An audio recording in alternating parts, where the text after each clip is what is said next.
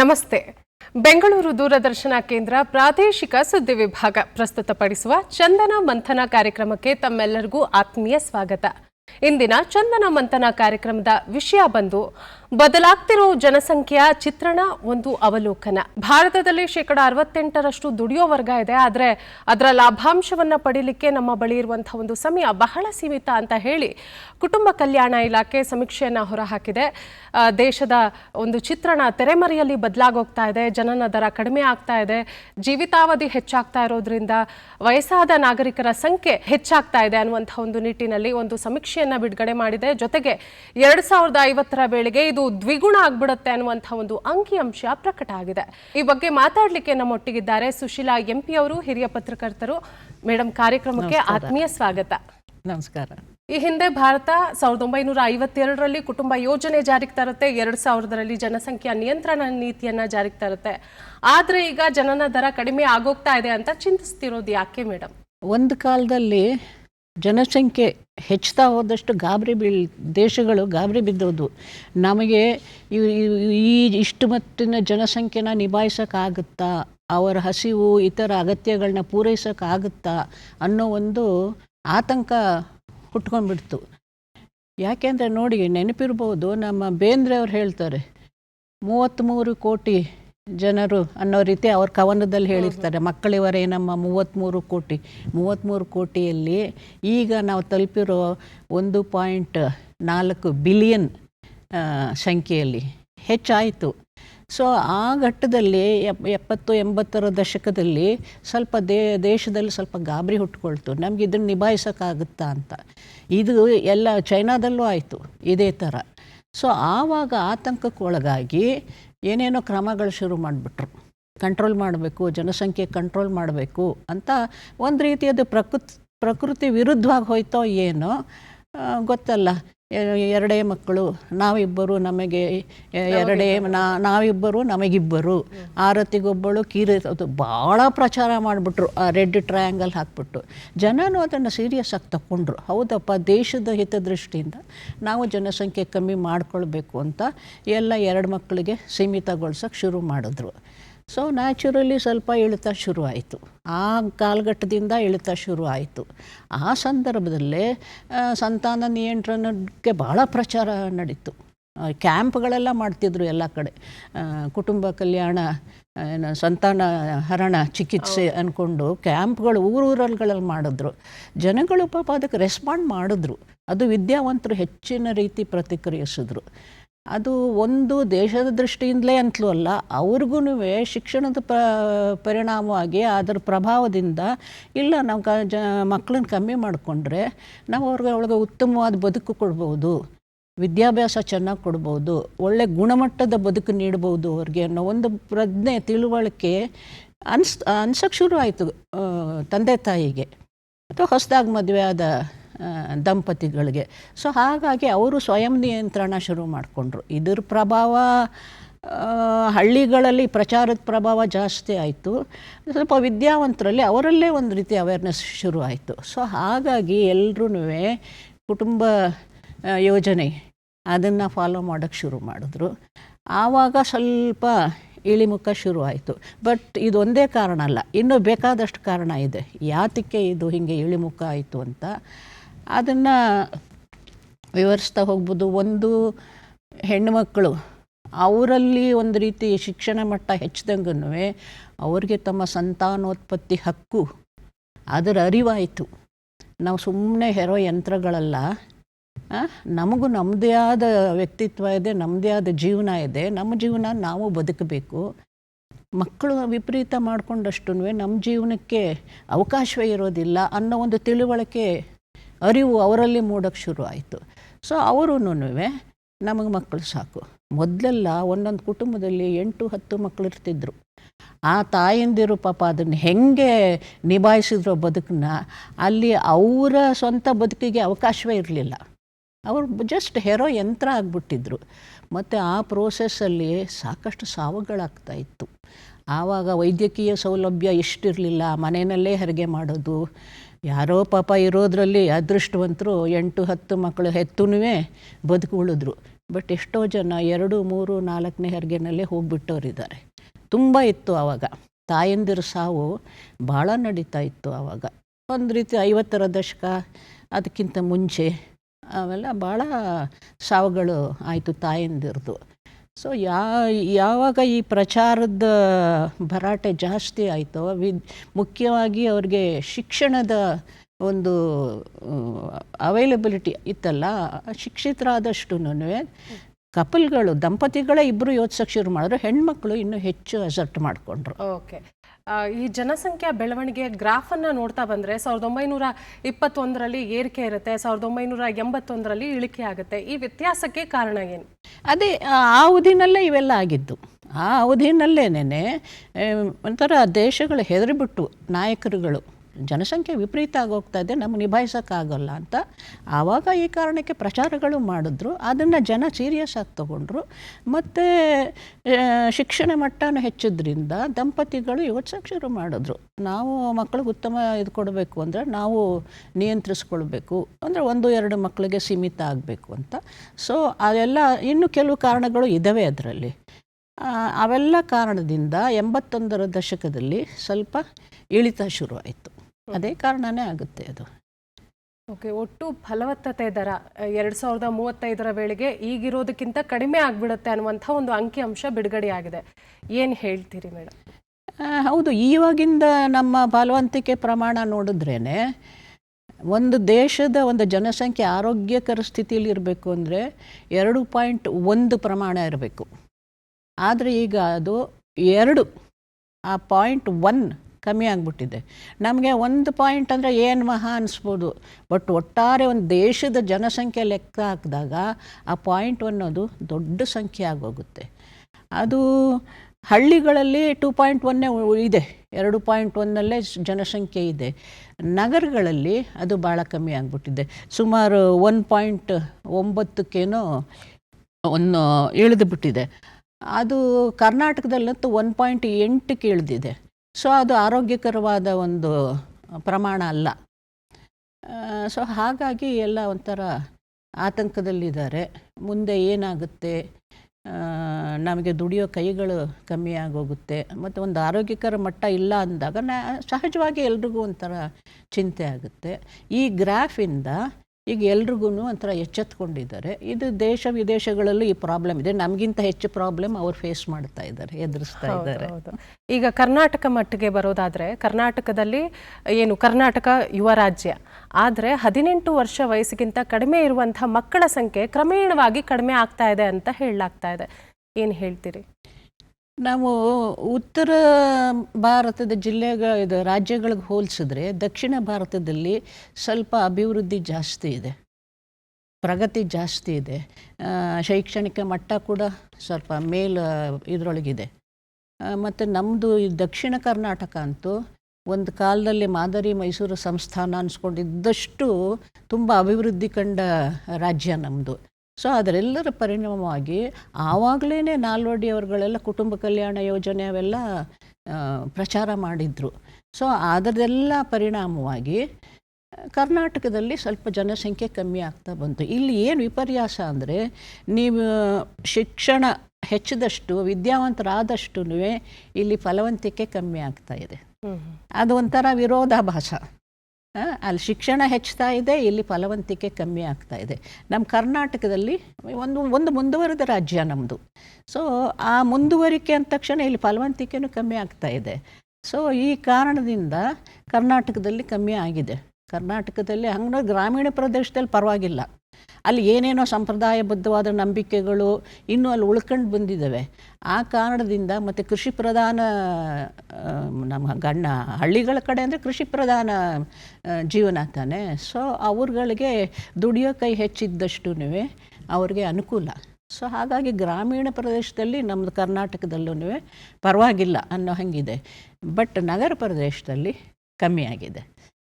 Okay, ಈಗ ಜನಸಂಖ್ಯೆಯನ್ನು ನೋಡ್ತಾ ಹೋದರೆ ಉತ್ತರ ಭಾರತದಲ್ಲಿ ಹೆಚ್ಚಾಗಿದೆ. ನೀವು ಹೇಳ್ತಾ ಇದ್ರಿ ಉತ್ತರ ಭಾರತದಲ್ಲಿ ಹೆಚ್ಚಾಗಿದೆ, ದಕ್ಷಿಣದಲ್ಲಿ ಕಡಿಮೆ ಇದೆ. ಕರ್ನಾಟಕ ಸೇರಿದಂತೆ ಕೇರಳ, ತಮಿಳುನಾಡು ಇಲ್ಲೆಲ್ಲ ಬಹಳ ಕಡಿಮೆ ಇದೆ. ಈ ಪ್ರಾದೇಶಿಕ ವೈವಿಧ್ಯತೆಗೆ ಕಾರಣ ಏನು? ಕೊನೆಗೆ ಇದೇ ಕಾರಣ ಅಂತ. ಇವಾಗ ಉತ್ತರ ಭಾರತದಲ್ಲಿ ಉತ್ತರ ಪ್ರದೇಶ, ಬಿಹಾರ ಅಲ್ಲೆಲ್ಲ ಸ್ವಲ್ಪ ಆ, ಪ್ರಗತಿ ಸ್ವಲ್ಪ ಹಿಂದೆ ಇದೆ. ನಮ್ಮ ದಕ್ಷಿಣ ರಾಜ್ಯಗಳಿಗೆ ಹೋಲಿಸಿದ್ರೆ ಅಭಿವೃದ್ಧಿನಲ್ಲಿ, ಪ್ರಗತಿನಲ್ಲಿ ಅದು ಸ್ವಲ್ಪ ಹಿಂದೆ ಇದೆ. ಸೊ ಅಲ್ಲಿ ಈ ಕುಟುಂಬ ಕಲ್ಯಾಣ ಇತ್ಯಾದಿಗಳೆಲ್ಲ ಭಾಳ ಒಂದು ಅಬ್ಬರದ ಇದು ನಡೆದ್ರೂ ಜನ ಅದನ್ನೇನು ಅಂಥ ಸೀರಿಯಸ್ ಆಗಿ ತಗೊಳ್ಳಿಲ್ಲ. ಇವತ್ತಿಗೂ ನಮ್ಮಲ್ಲಿ ನೋಡಿ ದುಡಿಯೋ ಕೈಗಳಿಗೆ ಕೊರತೆ, ಅಲ್ಲಿಂದಲೇ ಬರೋದು ನಮಗೆಲ್ಲರೂ ಅಲ್ಲಿಂದ ಬರ್ತಿದ್ದಾರೆ ಇವಾಗ. ಅದಕ್ಕೆ ಕಾರಣ ಅಂದರೆ ಒಂದು ರೀತಿ ಶೈಕ್ಷಣಿಕ, ನಿಜವಾಗ್ಲೂ ಶಿಕ್ಷಣದ ಪ್ರಭಾವ ಭಾಳ ಇರುತ್ತೆ ಇದರ ಮೇಲೆ. ಅವ್ರಿಗೆ ಒಂಥರ ಜಾಗೃತಿ ಉಂಟಾಗುತ್ತಲ್ಲ ಆವಾಗ. ಬಟ್ ಆ ದೃಷ್ಟಿಯಿಂದ ಸ್ವಲ್ಪ ಉತ್ತರ ಪ್ರದೇಶ, ಬಿಹಾರ ಅವರೆಲ್ಲ ಇದನ್ನು ಅಷ್ಟು ಸೀರಿಯಸ್ ಆಗಿ ತಗೊಂಡಿಲ್ಲ, ಜನಸಂಖ್ಯಾ ಇದನ್ನು. ಇರಲಿ ಮಕ್ಕಳು. ಈ ಬಾರಿ ಲೋಕಸಭಾ ಸೀಟ್ ಹಂಚಿಕೆ ವೇಳೆಯೂ ಇದು ಜಾಸ್ತಿ ಈ ಚರ್ಚೆ ಜಾಸ್ತಿ ಆಗಿತ್ತು. ನಮ್ಮಲ್ಲಿ ಕಡಿಮೆ ಜನ ಇದ್ದಾರೆ. ಹೌದು, ಅದು ಭಾಳನೇ ಈ ದಕ್ಷಿಣದ ಎಲ್ಲ ನಾಯಕರುಗಳು ಭಾಳ ಗಲಾಟೆ ಮಾಡಿದ್ರು. ನಾವೇನೋ ದೇಶದ ಹಿತದೃಷ್ಟಿಯಿಂದ ನಾವು ಒಂದು ಕುಟುಂಬನ ಒಂದು ನಿಯಂತ್ರಣದಲ್ಲಿಟ್ಕೊಂಡು ನಾವು ಅಭಿವೃದ್ಧಿ ಸಾಧಿಸ್ತಿದ್ದೀವಿ, ಪ್ರಗತಿ ದಾರಿನಲ್ಲಿದ್ದೀವಿ. ಅವರು ಬೇಕಾದಷ್ಟು ಮಕ್ಕಳು ಹುಟ್ಟಿಸ್ಬಿಟ್ಟು ಜನಸಂಖ್ಯೆ ಹೆಚ್ಚಿಸ್ಕೊಂಡ್ರು ಅಂದರೆ ಅವ್ರಿಗೆ ಹೆಚ್ಚಿನ ಲಾಭ ಸಿಗ್ತಾ ಇದೆ, ಇದು ನ್ಯಾಯನಾ ಅನ್ನೋದೊಂದು ಗಲಾಟೆನೂ ನಡೀತು. ಆ ಇಂಬ್ಯಾಲೆನ್ಸ್ ಇವಾಗ ತುಂಬಾ ಇದೆ, ಅಸಮತೋಲನ ತುಂಬ ಇದೆ. ಅಲ್ಲಿ ಜನಸಂಖ್ಯೆ ಜಾಸ್ತಿ, ಅದನ್ನು ನಾವು ನೇರವಾಗಿ ಅನುಭವಿಸ್ತಾನೂ ಇದ್ದೀವಿ. ನಮ್ಮಲ್ಲಿ ದುಡಿಯೋ ಕೈಗಳು ಕಮ್ಮಿ ಆಗಿದೆ. ಎಲ್ಲ ರಾಜ್ಯಗಳಿಂದ ಬರ್ತಾ ಇದ್ದಾರೆ ನಮ್ಮ ರಾಜ್ಯದಲ್ಲಿ ದುಡಿಯೋದಕ್ಕೆ. ಅದು ನಮಗೆ ಅನುಭವಕ್ಕೆ ಬರ್ತಿರೋ ವಿಷಯ. 2031 ವೇಳೆಗೆ ವಯಸ್ಸಾದ ಮಹಿಳೆಯರೇ ಹೆಚ್ಚಿರ್ತಾರೆ ಅಂತ ಹೇಳಿ ಸಮೀಕ್ಷೆ ಹೇಳ್ತಾ ಇದೆ. ಮಹಿಳೆಯರೇ ದೀರ್ಘಕಾಲವಾಗಿ ಬದುಕಲಿಕ್ಕೆ ಕಾರಣ ಏನು? ಅದಕ್ಕೆ ತುಂಬ ಕಾರಣಗಳಿದ್ದಾವೆ. ಒಂದು ರೀತಿ ಮಹಿಳೆಯರು ದುರಭ್ಯಾಸಗಳು ಕಮ್ಮಿ ಮಹಿಳೆಯರಲ್ಲಿ. ಒಂದು ಸಾಂಪ್ರದಾಯಬದ್ಧ ಕುಟುಂಬದಲ್ಲಿ ಮಹಿಳೆ ಒಂದು ರೀತಿ ತೀರಾ, ಪುರುಷರೆಲ್ಲ ಆ ಥರ ಅಂತ ನಾನು ಹೇಳಲ್ಲ, ಆದ್ರೂ ಕೆಲವು ಅಭ್ಯಾಸಗಳು ಗಂಡಸ್ರಿಗೆ ಸ್ವಲ್ಪ ಜಾಸ್ತಿ ಇದ್ದುಬಿಟ್ಟಿರುತ್ತೆ. ಮತ್ತು ಇನ್ನೂ ಒಂದು ಹೇಳ್ತಾರೆ, ಮಹಿಳೆ ಈ ಸಂತಾನೋತ್ಪತ್ತಿ ಕ್ರಿಯೆಯಲ್ಲಿ ಬಹಳ ಮುಖ್ಯವಾದ ಪಾತ್ರ ವಹಿಸ್ತಾಳೆ, ಅವಳದೇ ಮುಖ್ಯವಾದ ಪಾತ್ರ. ಸೊ ಶರೀರನ ಪ್ರಕೃತಿ ಅವಳನ್ನ ಅದಕ್ಕೆ ಸಜ್ಜುಗೊಳಿಸಿದೆ ಅಂತ. ಯಾಕೆಂದ್ರೆ ಒಂದು ಮಗುನ ಹೊತ್ತು ಹೆರೋದು ಅಂದರೆ ತಮಾಷೆ ವಿಷಯ ಅಲ್ಲ. ತುಂಬ ಅದಕ್ಕೆ ಒಂದು ರೀತಿ ಶಕ್ತಿ ಬೇಕು, ಬಲ ಬೇಕು. ನೋಡೋದಕ್ಕೆ ಹೆಣ್ಮಕ್ಳು ನಾಜೂಕಾಗಿ ಕಾಣ್ಬೋದು, ಬಟ್ ಪ್ರಕೃತಿ ತಂದೆಯರಾದ ರೀತಿಯಲ್ಲೇ ಆಕೆಗೆ ಬಲ ಕೊಟ್ಟಿದೆ. ಎಂಥೆಂಥ ನೋವನ್ನ ಸಹಿಸ್ತಾಳೆ. ಅದು ಒಂದು ಮಗುನ ಹೆರೋದು ಅಂದರೆ ಪುನರ್ಜನ್ಮ ಅನ್ನೋ ರೀತಿ ಹೇಳ್ತಾರೆ. ಅದು ಪುನರ್ಜನ್ಮ. ಅದಕ್ಕೆ ಪ್ರಕೃತಿ ಒಳಗೆ ಭಾಳ ಶಕ್ತಿ ಕೊಟ್ಟಿರುತ್ತೆ. ಹಾರ್ಮೋನ್ಗಳು ಇರುತ್ತೆ. ಮತ್ತು ದುರಭ್ಯಾಸಗಳು ಕಮ್ಮಿ. ಹೆಣ್ಣು ಮಕ್ಕಳಲ್ಲಿ ದುರಭ್ಯಾಸ ಕಮ್ಮಿ. ಸೊ ಅವೆಲ್ಲ ಕಾಂಟ್ರಿಬ್ಯೂಟ್ ಮಾಡಿದೆ ಹೆಣ್ಮಕ್ಳು ಆಯುಷ್ಯ ಹೆಚ್ಚೋದಕ್ಕೆ. ಮತ್ತು ಆಹಾರ ಇತ್ಯಾದಿ ವಿಷಯಗಳಲ್ಲೂ ಆಕೆನಲ್ಲಿ ಒಂದು ಶಿಸ್ತಿದೆ. ಹೊರಗಡೆ ಊಟ ಮಾಡೋದು, ನಾನು ಈಗಿನ ದಿನದ ಇದನ್ನು ಹೇಳ್ತಾ ಇಲ್ಲ, ನಾನು ಹೊರಗಡೆ ಊಟ ಇತ್ಯಾದಿ ಎಲ್ಲ ಹೆಣ್ಮಕ್ಳು ಮಾಡೋದು ಕಮ್ಮಿ ಇತ್ತು ಒಂದು ಕಾಲದಲ್ಲಿ. ಈಗಿಂದು ಸ್ವಲ್ಪ ಬದಲಾವಣೆ ಆಗಿದೆ ಬಿಡಿ. ಏನಿದ್ರೂ ಮನೆ ಊಟ, ತಾನೇ ಶುದ್ಧವಾಗಿ ಅಡುಗೆ ಮಾಡಿ ತಾನೇ ತಿನ್ನೋದು ಹೊರತು ಹೊರಗಡೆ ಊಟ ಇಲ್ಲ. ಇನ್ಯಾವುದು ಅಭ್ಯಾಸಗಳಿಲ್ಲ, ಚಟಗಳಿಲ್ಲ. ಮತ್ತು ಪ್ರಕೃತಿ ಆಕೆಗೆ ಬಲ ಕೊಟ್ಟಿದೆ. ಯಾಕೆಂದರೆ ಮಕ್ಕಳನ್ನ ಹೆರಬೇಕಲ್ಲ. ಪ್ರಕೃತಿಗೂ ಮುಖ್ಯ ಉದ್ದೇಶ ಏನು? ಸಂತಾನೋತ್ಪತ್ತಿ ಆಗಬೇಕು, ಜೀವಸಂಕುಲ ಬೆಳೀತಾ ಹೋಗಬೇಕು. ಸೊ ಹೆಣ್ಣು ಜೀವಗಳಿಗೆ ಪ್ರಕೃತಿ ಹೆಚ್ಚು ಶಕ್ತಿ ಕೊಟ್ಟಿದೆ. ಇವೆಲ್ಲ ಕಾಂಟ್ರಿಬ್ಯೂಟ್ ಮಾಡಿದೆ ಹೆಣ್ಮಕ್ಳು ಆಯುಷ್ಯ ಹೆಚ್ಚೋದಕ್ಕೆ. ಭವಿಷ್ಯದ ಈ ಮಹಾಮುಪ್ಪಿನ ಬಿಕ್ಕಟ್ಟನ್ನು ಪರಿಹರಿಸೋದು ಹೇಗೆ? ಯಾಕೆ ಅಂತ ಹೇಳಿದ್ರೆ 90ರಷ್ಟು ಜನಸಂಖ್ಯೆ ಏನಿದೆ ಅದು ಅಸಂಘಟಿತ ಕಾರ್ಮಿಕರಿದ್ದಾರೆ, ಪಿಂಚಣಿ ಇಲ್ಲದೆ ವೃದ್ಧಾಪ್ಯಕ್ಕೆ ಕಾಲಿಡ್ತಿದ್ದಾರೆ. ಒಂದು ಡೇಟಾ ಪ್ರಕಾರ 40ರಷ್ಟು ವೃದ್ಧರು ಬಡವರಿದ್ದಾರೆ ಅನ್ನುವಂಥ ಒಂದು ಅಂಕಿಅಂಶ ಬಿಡುಗಡೆಯಾಗಿದೆ. ಏನು ಹೇಳ್ತೀರಿ ಮೇಡಮ್? ಹೌದು, ಇದು ನಮ್ಮ ದೇಶದ ಮಟ್ಟಿಗೆ ಸ್ವಲ್ಪ ದೊಡ್ಡ ಸಮಸ್ಯೆನೇ ಆಗಿದೆ. ವಿದೇಶಗಳಲ್ಲಾದರೆ ನೋಡಿ, ಸೋಷಿಯಲ್ ಸೆಕ್ಯೂರಿಟಿ ಸಿಸ್ಟಮ್ ಅಂತಿರುತ್ತೆ ವಯಸ್ಸಾದವ್ರಿಗೆ. ಅದಕ್ಕೆ ಅಂತಲೇ ಫಂಡ್ ಇಟ್ಟಿರ್ತಾರೆ. ಅವ್ರಿಗೆ ಸಾಮಾಜಿಕ ಭದ್ರತೆ ಕೊಡ್ತಾರೆ. ಅವ್ರ ಮಕ್ಕಳನ್ನೇ ಅವಲಂಬಿಸಬೇಕಿಲ್ಲ. ಅದೊಂದು ಅವ್ರಿಗೆ ಒಂದು ಸೆಕ್ಯೂರಿಟಿ ಇರುತ್ತೆ. ನಮ್ಮ ದೇಶದಲ್ಲಿ ಅದು ಇಲ್ಲ, ಆ ಥರ ಇಲ್ಲವೇ ಇಲ್ಲ. ಹೆಚ್ಚಂದರೆ ಕೆಲವರಿಗೆ ಒಂದು ವೃದ್ಧಾಪ್ಯ ವೇತನ ಸಿಕ್ಕುತ್ತೆ, ಇನ್ನೇನೋ ಸಣ್ಣ ಪುಟ್ಟ ಒಂದು ರಿಯಾಯಿತಿ ಬಿಟ್ಟರೆ ವೃದ್ಧರಿಗೆ, ಅಸಹಾಯಕರಿಗೆ ಆ ಥರ ಒಂದು ಸಪೋರ್ಟ್ ಸಿಸ್ಟಮ್ ನಮ್ಮಲ್ಲಿಲ್ಲ. ಅದು ಭಾಳನೇ ದೊಡ್ಡ ಲೋಪ. ಆ ಒಂದು ದೃಷ್ಟಿಯಿಂದ ಇಲ್ಲ, ವೃದ್ಧರಿಗೂ ನಾವು ಒಂದು ಒಳ್ಳೆಯ ರಕ್ಷಣೆ ಕೊಡಬೇಕು, ಬೆಂಬಲ ಕೊಡಬೇಕು, ಅವರ ಬದುಕು ಒಂಥರ ನೆಮ್ಮದಿಯಾಗಿರಬೇಕು ಅನ್ನೋದಕ್ಕೆ ಈಗ ಎಂಥದ್ದು ಸಿಲ್ವರ್ ಇಕಾನಮಿ, ಬೆಳ್ಳಿ ಆರ್ಥಿಕತೆ ಅಂತ ಒಂದು ಸ್ಕೀಮ್ ಮಾಡ್ತಾ ಇದ್ದಾರೆ. ಅದರಲ್ಲಿ ಹಿರಿಯರಿಗೋಸ್ಕರನೇ ಎಷ್ಟೆಷ್ಟೋ ಯೋಜನೆಗಳನ್ನ ರೂಪಿಸ್ತಾ ಇದ್ದಾರೆ. ಅದರಲ್ಲಿ ಒಂದು ಸೇಜ್ ಅಂತ, ಹಾಗಂದರೆ senior care ageing growth engine initiative ಅಂತ ಆರಂಭಿಸಿದ್ದಾರೆ. ಇದು ಮುಖ್ಯವಾಗಿ ಹಿರಿಯರನ್ನೇ ಗುರಿ ಇಟ್ಕೊಂಡು ಯಾಕೆಂದರೆ ವೃದ್ಧರ ಸಂಖ್ಯೆ ಹೆಚ್ಚುತ್ತಾ ಇದೆ, ವಿದೇಶಗಳಲ್ಲಿರೋಂಗೆ ನಮಗೆ ಸೋಷಿಯಲ್ ಸೆಕ್ಯೂರಿಟಿ ಸ್ಕೀಮ್ ಇಲ್ಲ. ಸೊ ನಾವು ಯಾವುದಾದ್ರು ರೀತಿ ಅವ್ರಿಗೆ ಒಂದು ಬೆಂಬಲ, ಅವರ ಒಂದು ಇಳಿ ವಯಸ್ಸಿನಲ್ಲಿ ಅವ್ರು ನೆಮ್ಮದಿಯಾಗಿ ಬದುಕೋದಕ್ಕೆ ನಾವು ಪ್ರಯತ್ನ ಪಡಬೇಕು ಅಂತ ಈ ಸ್ಕೀಮ್ ಮಾಡಿದ್ದಾರೆ. ಅದರಲ್ಲಿ ಏನೇನೋ ಭಾಳ ಇನಿಷಿಯೇಟಿವ್ ತಗೊಂಡಿದ್ದಾರೆ. ಇವಾಗ ವೃದ್ಧರು ಸಮಾಜಕ್ಕೆ ಹೊರೆ ಅನ್ನೋದಕ್ಕಿಂತ ಅವರ ಕಾರಣದಿಂದ ಎಷ್ಟೋ ಉದ್ಯಮಗಳು ಬೆಳಿಬೋದು, ಆ ಒಂದು ಪರಿಕಲ್ಪನೆ ಬರ್ತಾ ಇದೆ. ವೃದ್ಧರಿಗೆ ಏನೇನೋ ಅಗತ್ಯಗಳಿರುತ್ತೆ. ಮೊದಲು ಆ ಕಡೆ ಯಾರೂ ಎಷ್ಟು ಗಮನ ಕೊಡ್ತಿರಲಿಲ್ಲ. ಈಗ ಅದು ಅವ್ರಿಗೆ ಅಗತ್ಯಗಳನ್ನ ಪೂರೈಸೋಕ್ಕೆ ಹೊಸ ಹೊಸ ಉದ್ಯಮಗಳನ್ನ ಆರಂಭಿಸ್ಬೋದು, ಸ್ಟಾರ್ಟಪ್ಗಳನ್ನ. ಅದಕ್ಕೆ ಯಾವ ರೀತಿಯ ಉದ್ಯೋಗ ಅದನ್ನೇ ಹೇಳ್ತೀನಿ. ಅಂದರೆ ಇವಾಗ ವೃದ್ಧರಿಗೆ ವೀಲ್ ಚೇರ್ ಬೇಕಾಗುತ್ತೆ. ವೀಲ್ ಚೇರ್ ಒಂದೇ ಅಲ್ಲ, ಇನ್ನೂ ಎಷ್ಟೋ ಒಂದು ಸೌಕರ್ಯಗಳು ಬೇಕಾಗುತ್ತೆ. ಅವ್ರಿಗೆ ಮನೆ ಒಳಗೆ ಇಂಟೀರಿಯರ್, ಮನೆ ಒಳಗೇ ಕೆಲವು ಸೌಕರ್ಯಗಳು ಬಾತ್ರೂಮಲ್ಲಿರ್ಬೋದು, ಶೌಚಾಲಯದಲ್ಲಿ ಅವ್ರಿಗೆ ನಿರ್ದಿಷ್ಟವಾದ ಕೆಲವು ಸೌಕರ್ಯ ಬೇಕಾಗುತ್ತೆ. ರೈಲಿಂಗ್ ಇರ್ಬೋದು, ವಿಶೇಷವಾದ ಕಮೋಡ್ಗಳಿರ್ಬೋದು, ವೀಲ್ ಚೇರ್ಗಳು ಅಷ್ಟೇ, ಅಡ್ಜಸ್ಟ್ಮೆಂಟ್ ಆಗುವಂಥ ವೀಲ್ ಚೇರ್ಗಳು, ಆ ಥರದ್ದೆಲ್ಲ ಸೌಲಭ್ಯಗಳು ಬೇಕಾಗುತ್ತೆ. ಸೊ ಅದನ್ನೆಲ್ಲ ಉತ್ಪಾದಿಸ್ಬೇಕಲ್ಲ, ಅದು ಒಂದು ಉದ್ಯಮ ಆಯ್ತಲ್ಲ. ಹಾಗಾಗಿ ಆಮೇಲೆ ಇದು ವೈದ್ಯಕೀಯ ಸೌಲಭ್ಯ, ಆ ಕಾರಣದಿಂದಲೂ ಸಾಕಷ್ಟು ಉದ್ಯೋಗಾವಕಾಶಗಳು ಹುಟ್ಟುತ್ತವೆ. ಸಾಕಷ್ಟು ಆಸ್ಪತ್ರೆಗಳಲ್ಲಿ ಜೀರಿಯಾಟ್ರಿಕ್ ಸೆಕ್ಷನ್ ಅಂತಲೇ, ಅಂದರೆ ವೃದ್ಧರಿಗೋಸ್ಕರ ಒಂದು ವಿಶೇಷ ವಿಭಾಗ, ಅದಕ್ಕೆ ತರಬೇತಿ ಹೊಂದಿದ ನರ್ಸ್ಗಳು ಬೇಕು, ಡಾಕ್ಟರ್ಗಳು ಬೇಕು, ಅಲ್ಲೂ ಉದ್ಯೋಗಾವಕಾಶ ಸೃಷ್ಟಿಯಾಗುತ್ತೆ. ಆ ಥರ ಬೇಕಾದಷ್ಟು ಇದು. ಇನ್ನೂ ಹೆಚ್ಚಿನ ಹೋದು ಅಂದರೆ ಇವಾಗ ಅನುಕೂಲಸ್ಥರು ಮನೆಯಲ್ಲೇ ನೋಡ್ಕೊಳ್ಬೇಕು. ಅವರು ನರ್ಸ್ಗಳನ್ನ ಮನೆಯಲ್ಲಿ ಫುಲ್ ಟೈಮ್ ಇಟ್ಕೊಳ್ತಾರೆ. ಅದಕ್ಕೆ ಒಳ್ಳೆ ಸ್ಯಾಲ್ರಿ ಇದೆ, ಊಟ ತಿಂಡಿ ಎಲ್ಲ ಕೊಟ್ಟು 25,000-30,000 ಸಾವಿರದವರೆಗೂ ಕೊಡ್ತಾರೆ. ಅಲ್ಲೊಂದು ಉದ್ಯೋಗ ಸೃಷ್ಟಿ ಆಯಿತು. ಆ ಥರ ನಮ್ಮ ವೃದ್ಧರನ್ನು ನಾವು ಹೊರೆ ಅಂದ್ಕೊಳ್ಳೋದಕ್ಕಿಂತ ಅವರಿಂದ ಎಷ್ಟು ಉದ್ಯೋಗ ಸೃಷ್ಟಿ ಆಗ್ತಿದೆ, ಎಷ್ಟು ಸ್ಟಾರ್ಟಪ್ಗಳು ಶುರು ಮಾಡ್ಬೋದು ಇದಕ್ಕೆಲ್ಲ ಅನ್ನೋ ರೀತಿ ಒಂದು ಸಿಲ್ವರ್ ಎಕಾನಮಿ ಅಂತ ಅದನ್ನು ವರ್ಕೌಟ್ ಮಾಡ್ತಾ ಇದ್ದಾರೆ. ಓಕೆ, ಭವಿಷ್ಯದ ಜನಸಂಖ್ಯೆ ಬದಲಾವಣೆಗೆ ಸರ್ಕಾರ ಏನೆಲ್ಲ ಸಿದ್ಧತೆ ಮಾಡ್ಕೊಳ್ಬಹುದು ಅಂತ ಅನಿಸುತ್ತೆ ನಿಮಗೆ? ಅದು ಸಿದ್ಧತೆ ಅಂದರೆ ಮುಖ್ಯವಾಗಿ ವೃದ್ಧರಿಗೋಸ್ಕರ ಎಲ್ಲ ಸೌಕರ್ಯಗಳನ್ನ ಕಲ್ಪಿಸ್ಕೋಬೇಕು. ಆ ದಿಸೆಯಲ್ಲಿ ಪ್ರಯತ್ನಗಳು ನಡೀತಾ ಇದೆ. ಸಿದ್ಧತೆ ನಡೆಸ್ಕೊಳ್ಳೇಬೇಕು. ಯಾಕೆಂದರೆ ವೃದ್ಧರನ್ನ ಹೆಂಗಂದ್ರೆ ಹಾಗೆ ಬಿಟ್ಬಿಡೋಕ್ಕಾಗಲ್ಲ. ದೊಡ್ಡ ಸಂಖ್ಯೆಯ ಜನ ಬರ್ತಾ ಇದ್ದಾರೆ. ಆದರೆ ಅದೇ ಇದರೊಳಗೆ ನಮಗೆ ದುಡಿಯೋ ಕೈಗಳು ಬೇಕು, ಯುವಜನರು ಬೇಕು. ಸೊ ಹಾಗಾಗಿ ಎರಡನ್ನೂ ಬ್ಯಾಲೆನ್ಸ್ ಮಾಡಬೇಕು. ಅದು ಒಂದು ಸ್ವಲ್ಪ ಸೂಕ್ಷ್ಮವಾದ ವಿಷಯ. ಹೆಂಗೆ ಮಾಡಬೇಕು, ಅದು ಕ್ರಮೇಣ ಅದನ್ನು ನಿಭಾಯಿಸ್ಕೊಂಡು ಹೋಗಬೇಕು. ಹೀಗೆ ಅಂತ ಹೇಳೋದೂ ಸ್ವಲ್ಪ ಕಷ್ಟ. ಯಾಕೆಂದರೆ ಅದು ಒಂಥರ ಚಲನೆ ಇಳಿಮುಖವಾಗಿ ಶುರು ಆಗಿಬಿಟ್ಟಿದೆ. ಜನಸಂಖ್ಯೆದು ಚಲನೆ ಇಳಿಮುಖವಾಗಿ ಶುರು ಆಗಿದೆ. ಅದು ಪ್ರವಾಹದ ವಿರುದ್ಧ ಹೋಗಿ ಅದನ್ನು ತಡೆದು ಪುನಃ ಒಂದು ಸಮತೋಲನ ತರಬೇಕು ಅಂದರೆ ಸ್ವಲ್ಪ ಕಷ್ಟ ಇದೆ.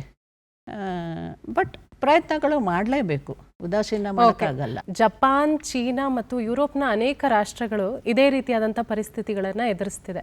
ಭಾರತದ ಹಿನ್ನೆಲೆಯಿಂದ ನಿಂತು ನೋಡೋದಾದರೆ ಅಲ್ಲಿ ಯಾವ ರೀತಿಯಾದಂಥ ವ್ಯವಸ್ಥೆಗಳು ಕಾಣಿಸಿಗುತ್ತೆ ನಿಮಗೆ? ಮುಖ್ಯವಾಗಿ ಜಪಾನ್ ಇದರಲ್ಲಿ ಬಹಳ ಹೆಸರು ಮಾಡ್ತಾ ಇರೋದು ಅಂದರೆ ಚರ್ಚೆ ನಡೀತಾ ಇರೋದು ಜಪಾನ್ನಲ್ಲಿ ವೃದ್ಧರ ಸಂಖ್ಯೆ ತುಂಬ ಆಗಿದೆ. 30% ಜನಸಂಖ್ಯೆಯಲ್ಲಿ 30% ವೃದ್ಧರೇ ಇದ್ದಾರಂತೆ. ಸೊ ದುಡಿಯೋ ಕೈಗಳು ಸ್ವಲ್ಪ ಕಮ್ಮಿ ಆಗ್ತಾ ಇದೆ. ಹಳ್ಳಿಗಳ ಕಡೆ ಎಲ್ಲ ಬರೀ ವೃದ್ಧರು ಉಳಿದಿದ್ದಾರೆ.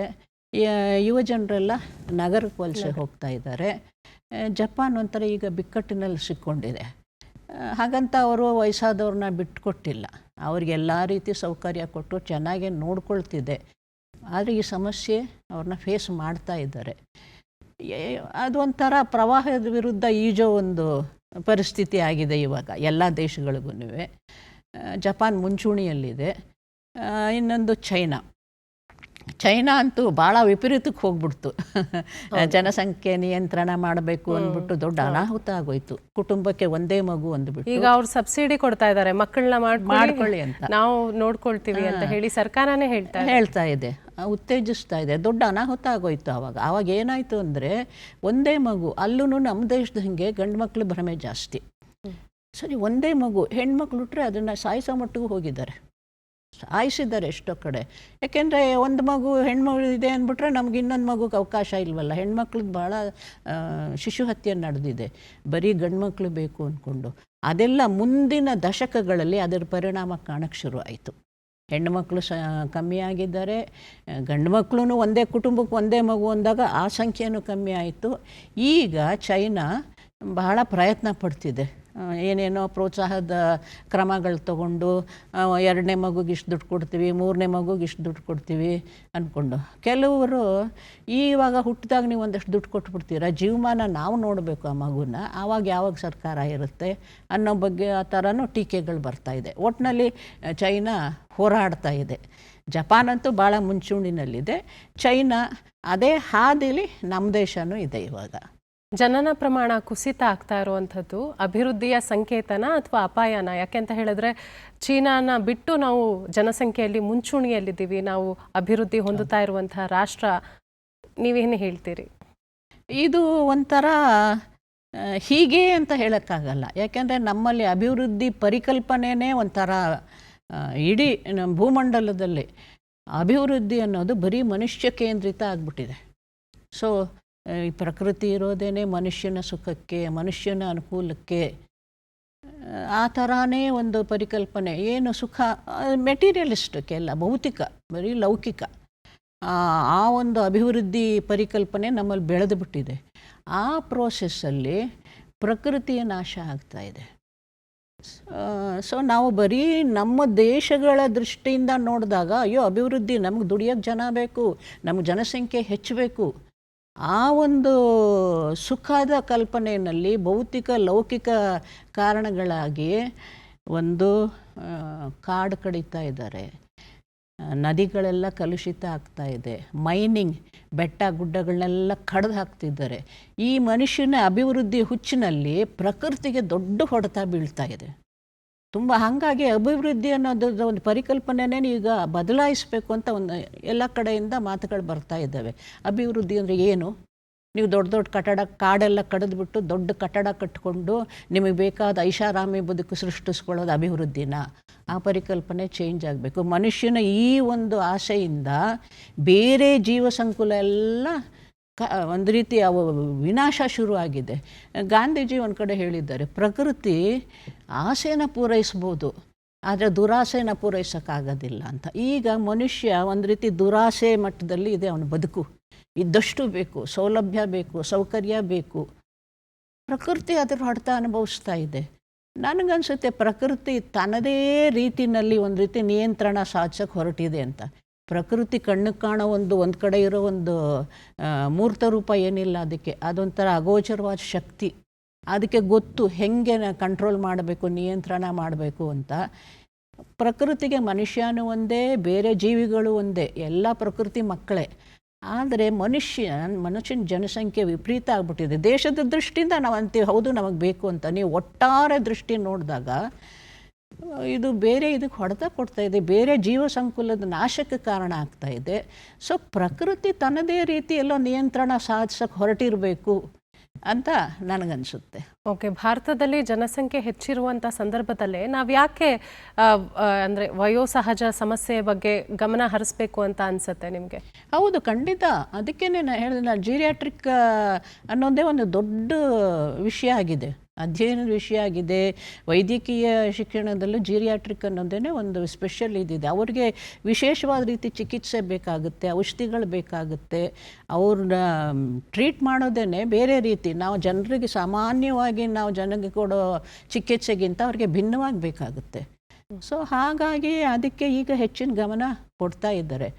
ಅಂದರೆ ಸ್ವಲ್ಪ ಅನುಕೂಲಸ್ಥರಿಗೆ ಇದು ಸಿಗ್ತಾ ಇದೆ. ಈ ಸರ್ಕಾರಿ ಆಸ್ಪತ್ರೆಗಳಲ್ಲೂ ಇದೆ. ಈಗ ಆ ರೀತಿ ಬೇರೆ ದೇಶಗಳಿಗೆ ಹೋಲಿಸಿದ್ರೆ ನಮ್ಮಲ್ಲಿ ವೈದ್ಯಕೀಯ ವ್ಯವಸ್ಥೆ ಕಂಪೇರ್ ಮಾಡಿದ್ರೆ ತುಂಬ ಚೆನ್ನಾಗಿದೆ. ವಿದೇಶಗಳಿಂದ ಎಲ್ಲ ನಮ್ಮ ದೇಶಕ್ಕೆ ಬರ್ತಾರೆ ಚಿಕಿತ್ಸೆಗೆ ಅಂತ. ನಮ್ಮ ಜನರನ್ನ ಕರೆಸ್ಕೊಳ್ತಾ ಇದ್ದಾರೆ. ಒಂದು ಕರೆಸ್ಕೊಳ್ತಿದ್ದಾರೆ, ಅಲ್ಲಿ ಅವರು ಮೆಡಿಕಲ್ ಟೂರಿಸಮ್ ಅಂತ ಇಲ್ಲಿಗೆ ಬರ್ತಾ ಇದ್ದಾರೆ. ಯಾಕೆಂದರೆ ತಕ್ಷಣ ಚಿಕಿತ್ಸೆ ಸಿಕ್ಕುತ್ತೆ. ಅಲ್ಲಿ ಒಂದು ಅಪಾಯಿಂಟ್ಮೆಂಟ್ ಅಂದರೆ 2 ತಿಂಗಳು ಕಾಯಬೇಕು. ಸೊ ಇಲ್ಲಿ ಬಂದು ಚಿಕಿತ್ಸೆಗಳು ತಗೊಳ್ತಾರೆ. ಸೊ ಹಾಗಾಗಿ ನಾವು ಎಷ್ಟೋ ಜನ ವಯಸ್ಸಾದವರು ನಮ್ಮ ದೇಶದಿಂದ ಅಲ್ಲಿ ಹೋಗಿರೋರು ವಯಸ್ಸಾದ್ಮೇಲೆ ಇಲ್ಲಿಗೆ ಬಂದುಬಿಡ್ತಿದ್ದಾರೆ, ಇಲ್ಲಿ ನಮಗೆ ಚಿಕಿತ್ಸೆ ಸೌಲಭ್ಯ ಚೆನ್ನಾಗಿದೆ ಅಂತ. ಸೊ ಆ ರೀತಿ ನಮ್ಮ ದೇಶದಲ್ಲಿ ವೈದ್ಯಕೀಯ ಸೌಲಭ್ಯದ ಮಟ್ಟಿಗೆ ಚೆನ್ನಾಗಿದೆ. ಸರ್ಕಾರಿ ಆಸ್ಪತ್ರೆ ಇರ್ಬೋದು, ಸ್ವಲ್ಪ ನಿಧಾನ ಆಗ್ಬೋದು, ಎಲ್ಲ ಆಗ್ಬೋದು, ಬಟ್ ಅಲ್ಲೊಂದು ವ್ಯವಸ್ಥೆ ಇದೆ. ಓಕೆ, ಈ ಬೆಳ್ಳಿ ಆರ್ಥಿಕತೆ ಬಗ್ಗೆ ಮಾತಾಡೋದಾದರೆ ಹೇಗೆ ಸಾಧಿಸಬಹುದು ಅದನ್ನು ನಾವು? ಯಾಕೆಂತ ಹೇಳಿದ್ರೆ ಜಪಾನಲ್ಲಿ ವಯಸ್ಸಾದವರು ಕೂಡ ಕೆಲಸ ಮಾಡ್ತಾ ಇರ್ತಾರೆ. ಇಲ್ಲಿ ಭಾರತದಲ್ಲಿ ಅದು ಒಂದು ರೆಸ್ಟಿಂಗ್ ಪೀರಿಯಡ್ ಅಂತ ಹೇಳಿ ಒಂದು ಕಲ್ಪನೆ ಇರುತ್ತೆ. ರಾಜಕೀಯದಲ್ಲಿ ಮಾತ್ರ ನಾವು ನೋಡ್ತಾ ಇರ್ತೀವಿ, ಅವರು ನೆವರ್ ಎಂಡಿಂಗ್, ಅವರು ಯಾವತ್ತೂ ರಿಟೈರ್ ಆಗಲ್ಲ. ಓಕೆ, ಹೇಗೆ ಸಾಧಿಸಬಹುದು ಅನಿಸುತ್ತೆ ಭಾರತದ ಮಟ್ಟಿಗೆ ಬಂದು ನೋಡೋದಾದ್ರೆ? ಮಾಡ್ಬೋದು. ಯಾಕೆಂದರೆ ವೃದ್ಧರು ಅಂದಾಗ ಸ್ವಲ್ಪ ದೈಹಿಕವಾಗಿ ಅವರಿಗೆ ಒಂದು ಸ್ವಲ್ಪ ಸಾಮರ್ಥ್ಯ ಹಿಂದಾಗಿರ್ಬೋದು ಹೊರತು ಬೌದ್ಧಿಕವಾಗಿ ಅವರಿಗೆ ಅನುಭವದ ಒಂದು ಸಂಪತ್ತಿರುತ್ತೆ. ಅವರ ಅನುಭವನ ನಾವು ಬಳಸ್ಕೋಬೇಕು. ಕಂಪ್ನಿಗಳಲ್ಲಿ ಅದಕ್ಕೆ ಅವಕಾಶಗಳು ಕೊಡಬೇಕು. 1-2-3 ಪೋಸ್ಟ್ ಆದರೂ ಅವರುಗಳಿಗಿಟ್ಟು ಅವರ ಅನುಭವದ ಲಾಭ ಪಡಿಬೇಕು. ಆ ರೀತಿ ಒಂದು ಆ ನಿಟ್ಟಿನಲ್ಲಿ ಸರ್ಕಾರನೂ ಯೋಚಿಸಬೇಕು. ಖಾಸಗಿ ಸಂಸ್ಥೆಗಳು ಅದರಲ್ಲಿ ಭಾಗಿಯಾಗಬೇಕು. ಸರ್ಕಾರನೇ ಎಲ್ಲ ಮಾಡೋಕ್ಕಾಗೋದಿಲ್ಲ.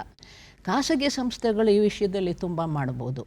ಅವರ ಒಂದು ಅನುಭವದ ಜ್ಞಾನನ ಬಳಸ್ಕೊಂಡು ಅವ್ರಿಗೂ ಅಯ್ಯೋ ನಾವು ನಿರುಪಯುಕ್ತರಪ್ಪ, ನಾವೇನು ಸಮಾಜಕ್ಕೆ ಹೊರೆ ಆಗ್ಬಿಟ್ವ ಅನ್ಸೋದು ಬೇಡ. ಅವ್ರಿಗೂ ಒಂದು ಸಂತೋಷ ಆಗುತ್ತೆ, ನಮ್ಮಿಂದ ಇನ್ನೂ ನಾವು ಸಮಾಜಕ್ಕೆ ನಾವು ಕಾಂಟ್ರಿಬ್ಯೂಟ್ ಮಾಡೋ ಒಂದು ಸ್ಥಿತಿಯಲ್ಲಿ ಇದ್ದೀವಿ ಅನ್ನೋ ಒಂದು ಸಂತೋಷ, ತೃಪ್ತಿ ಸಿಕ್ಕುತ್ತೆ.